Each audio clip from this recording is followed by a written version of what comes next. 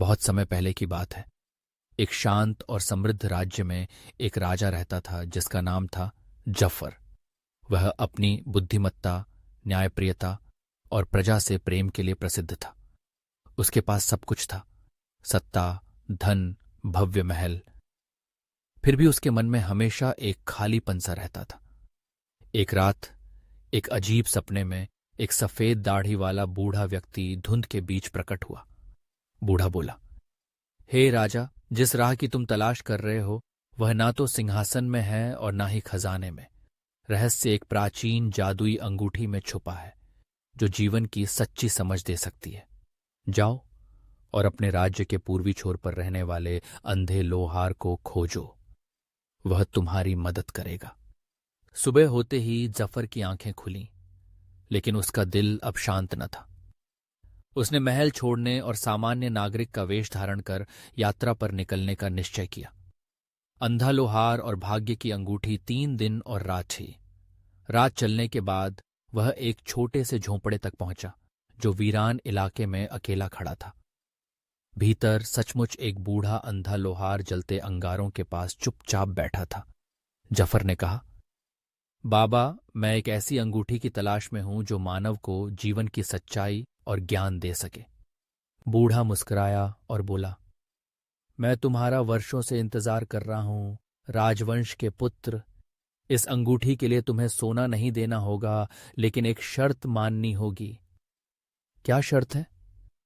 ये जादुई अंगूठी तुम्हें शक्ति नहीं देगी, बल्कि तुम्हारी आत्मा की परीक्षा लेगी। अगर तुम इसे बिना तैयारी के पहनोगे तो यह तुम्हें भ्रम में डाल सकती है और तुम स्वयं को खो दोगे। जफर ने सिर हिलाया। वह तैयार था। अंगूठी और रहस्यमय संदेश अंगूठी काले धातु से बनी थी जिसमें हल्की बैंगनी चमक थी। उस पर एक छोटा सा वाक्य लिखा था, यह भी बीत जाएगा। जफर हैरान रह गया। बस इतना ही?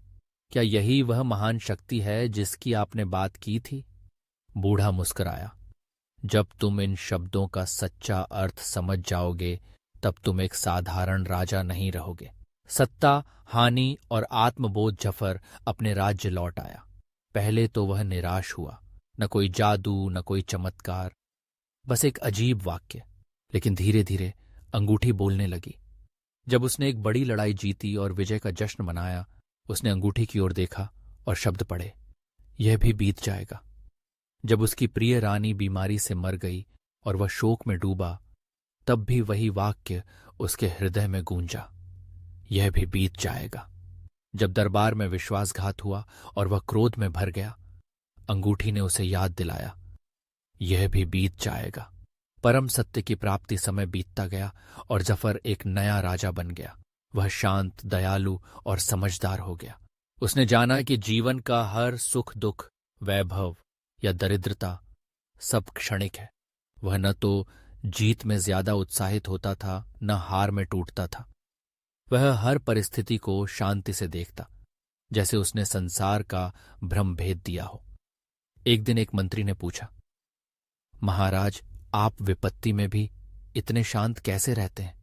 जफर मुस्कुराया, अंगूठी उतारी और उसे सौंपते हुए कहा, इस पर लिखा हुआ पढ़ो।